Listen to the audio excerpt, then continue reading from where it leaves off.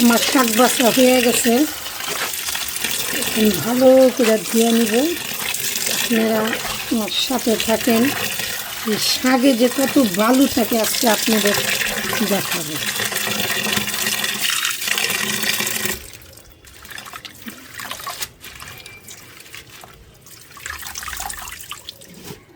আস্তে আস্তে উপর থেকে এইভাবে ভাসায় ভাসায় উঠাবে।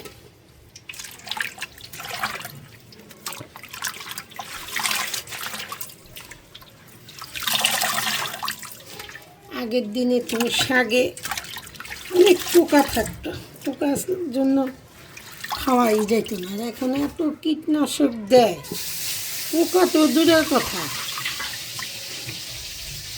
কোনো কিছুই থাকে না, শুধু থাকে মাটি। দেখছেন কি ময়লা পানি, দেখেন এই যে নিচে হাত দিলেই দেখা যায়। দেখেন কত বালু, দেখছেন এই যে বালু।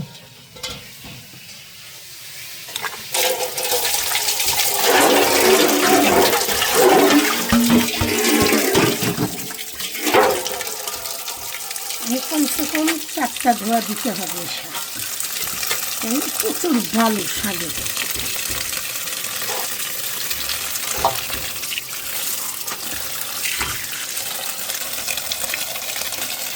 আগে দিনে আমাদের নানিরা পুকুরে নিয়ে শাক ধুত, এত বালু থাকতো না।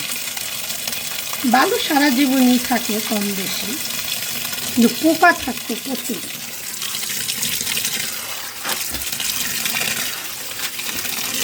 ইউটিউবে আমরা যারা ভিডিও ছাড়ি শখের বসে, আপনারা লাইক করেন, কমেন্টস করেন, খুব ভালো লাগে, অনেক ভালো লাগে।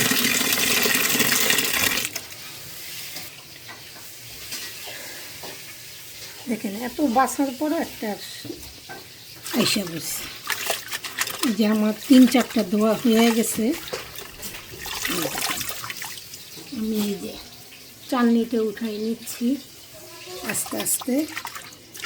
সবসময় এই শাক তাড়াহুড়া করে ধুইবেন না, একটু সময় নিয়ে তারপরে ধুইবেন, এতে করে ভালো হয়। বালুগুলো নিচে পড়ে যাবে। 5 মিনিট ভিজায় রাখতে হবে।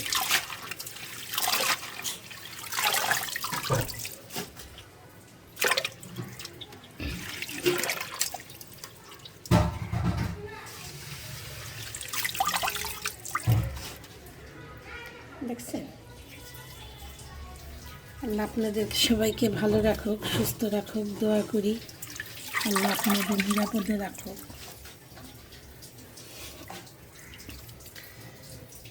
দেখেন আগে শাক ধুইলে শাকের পানি লাল হতো, আর এখন এই দিন নাই।